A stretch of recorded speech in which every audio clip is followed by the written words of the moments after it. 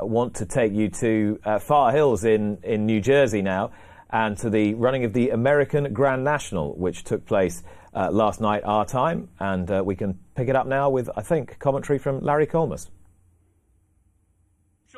At the second last fence, Snap Decision took it third. Chosen Mate has dropped back to fourth. And here's the battle. The Mean Queen on top. Snap Decision, he has taken second now. He's a length and a half behind as they make their way around this final turn.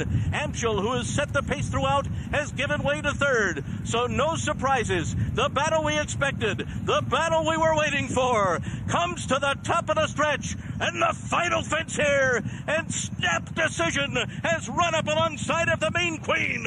And the two of them turn for home in the Grand National. They're side by side. These two nemesis, Snap Decision and the Mean Queen. The Mean Queen's got it on the inside. Snap Decision on the outside. Oh, they're putting on a show. Here's the wire. It is the Mean Queen by a half a length over Snap Decision in a thriller. It was a long way back to the Mean Queen winning an absolute thriller at Far Hills, beating Snap Decision. Richie Condon rode the Mean Queen, who began a career in Ireland for Keri Brion when she was training a few in Ireland over the winter, and is now back in her homeland. And I'm pleased to say, I think, joins me now. Keri, good morning at this unearthly hour, Eastern time as well.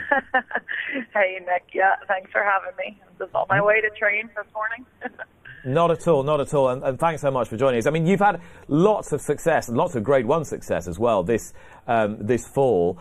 Where does that rank, yesterday's win?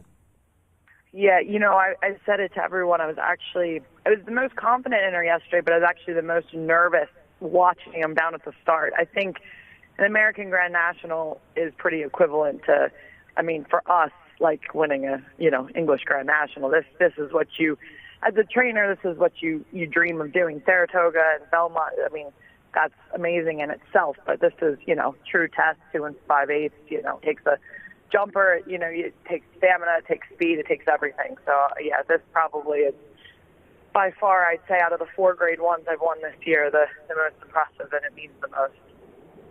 And you took over the string from the great Jonathan Shepherd, who is probably the most influential figure in North American steeplechasing post-war. Is that a fair assessment of his career? Yeah, no, I would say so. And it wasn't as simple as taking over. I mean, it was kind of taken out from under me a little bit. I didn't know it was happening when I was in Ireland, and it was a very stressful time. His health had declined, and my owners were just fabulous anyway, as obviously others were trying to get the horses, but they stayed with me. And these owners, especially Rod and Alice Moorhead, I mean, they're just spectacular. Bought this mare off of my recommendation and never thought twice about, taking her elsewhere. So I'm really grateful for all of my great owners to stick with me. I think Jonathan would be very proud of it. I have no doubt. And you took the plunge and in the middle of the pandemic came to Ireland in the winter and started training a few horses, some that you brought with you, 1 or 2 that you acquired in Ireland. How much of a challenge for that was you, Keri? How much of a challenge for you was that, Keri?